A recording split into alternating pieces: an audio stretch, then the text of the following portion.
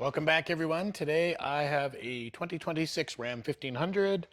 Gonna pull the door sweep on this one for some window tint. So I will give you a quick walkthrough on how to do this one. This one's pretty simple. It's one of the nicer Chrysler products as far as pulling sweeps goes. You're gonna need a teeny tiny screwdriver or a pick to get the trim off, a trim tool.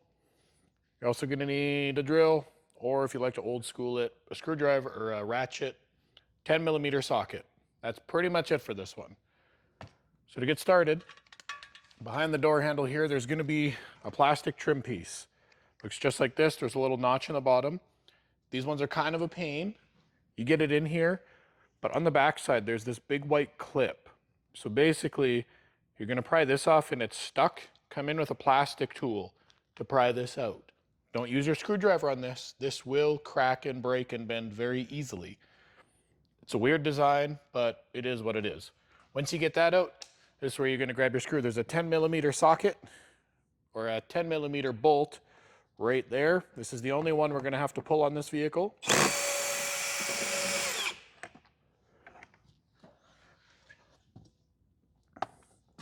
So now once we get that done, you're going to grab your trim tool again. So this specific vehicle, you can pretty much just put your fingers in.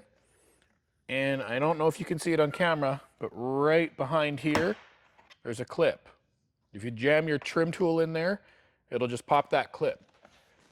And you just brace it with your leg on the bottom of the door, and you just slide your way across.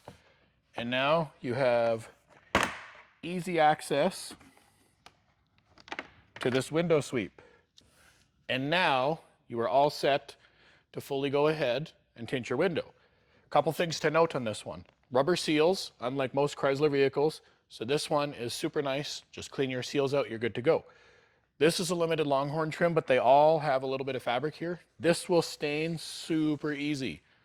If you're using dish soap especially, you need to cover these panels. I would not say they're low quality, but I would not say they're high quality. They do stain. Cover these up and you should have no issues. To put it back in, basically just reverse order. Take your window sweep. I like to start with the front because sometimes they tend to tuck under the lip a little bit. Just get it back in place. Now this one, there is no lip on the back. You know, a lot of them, the seal will sit and the top panel will sit on top. This one doesn't. They basically just butt against each other. So all you need to do, just make sure your little, I don't even know what those are. Pluggy, pop rivet doohickey thingies.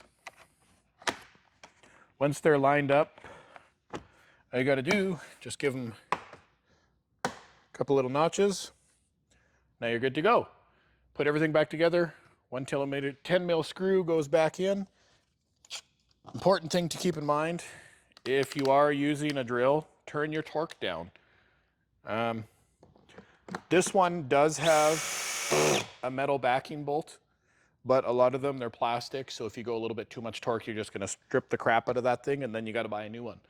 And knowing that it is a factory product, I'm going to guess they're not cheap. I haven't broke one yet, so I'm not sure.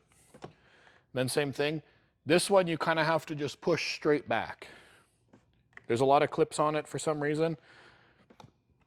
Start in the bottom corner, just goes back in, and you're done. One of the easiest vehicles Chrysler has as far as tinting goes. The rear doors work exactly the same way. If you have very strong fingers, a lot of times you don't even need to pull this. I just find it kind of annoying. So I pop it because it takes like, what is this, 4 minutes now?